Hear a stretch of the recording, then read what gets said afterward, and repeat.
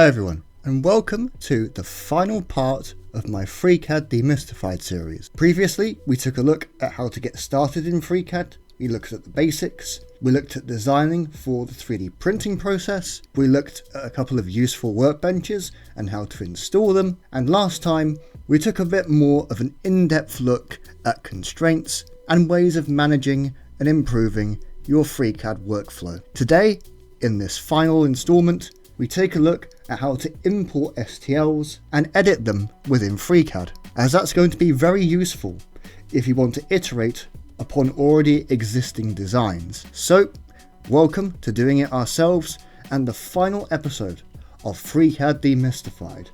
Let's get into it.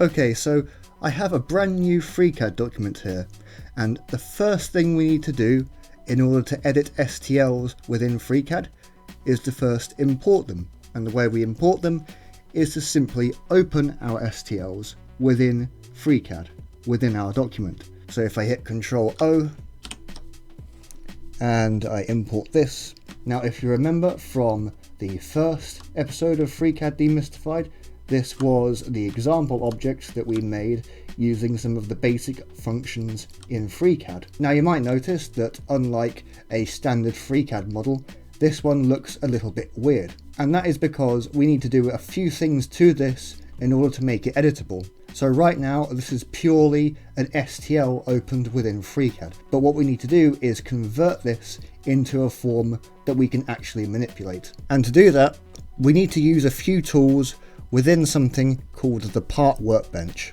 Okay, so within the part workbench, you have a variety of tools available to you, but what we're interested in is the options found within the part drop-down menu. And what we first want to do with this STL is we want to create shape from mesh, because right now this shape within our workspace is a mesh. That's what an STL is, and so we need to convert that to an actual shape. So if we click on this button, this dialog box will appear where you can define your tolerances. First we click on So Shape, check that box, and then what we can do is we can define a tolerance for our mesh. The finest tolerance is 0.01, and this uses more computing resources but is the most accurate tolerance within FreeCAD. So if we click OK, you can see that it's created a shape from the STL mesh. We no longer need this mesh, so we can make it invisible by pressing space. And now we have our shape. What we next need to do is we need to convert this shape to a solid. So we once again select our shape, we go to the part menu and we click Convert to Solid, and we can make our previous shape invisible, and we now have our solid. However, you may notice that this shape here has a lot of unnecessary faces, and this is going to make it very difficult to edit properly. In order to fix that, we can refine this shape by once again clicking on the solid that we have, going to the part menu, create a copy, and selecting refine shape.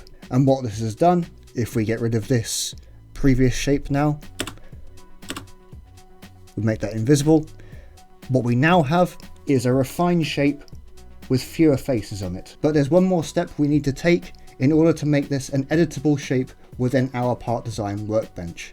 What we need to do is we need to go to the part design workbench, we need to create an active body, and we need to drag our refined shape into our active body. And this has created a base feature, and if you remember, base features are things that can be edited just like normal objects within FreeCAD. We previously used base features for gears and fasteners, and the same logic applies here. So now we can take our base feature and we can edit it however we like.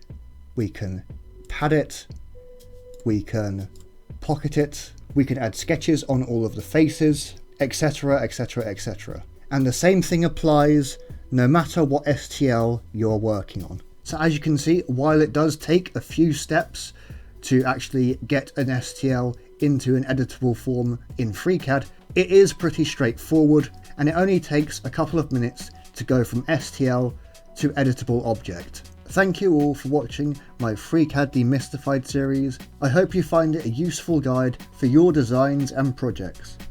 There are many things that I haven't covered here, but I encourage you all to tinker around yourself within FreeCAD and familiarise yourself with the extensive tools available. From here on out, I will be working on other projects myself, so look forward to those. Anyway, make sure to like and subscribe, take care, and I will see you in the next one. Bye for now.